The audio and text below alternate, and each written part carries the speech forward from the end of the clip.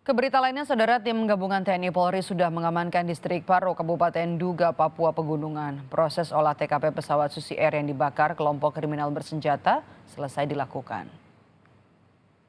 Olah TKP dipimpin langsung Kaops Damai Kartens, Kombes Faizal Ramadhani.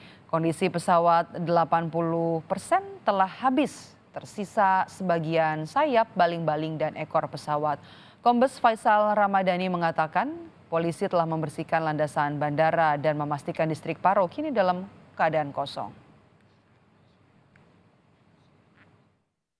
Hasil olah TKP kita sudah selesai melaksanakan olah TKP, kemudian kita lakukan pembersihan juga di runway bandara Paro.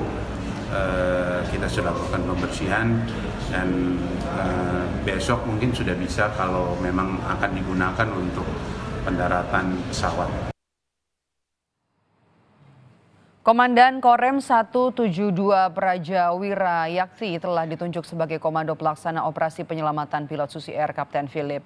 Upaya penyelamatan pilot menjadi prioritas dengan pendekatan persuasif dan negosiasi.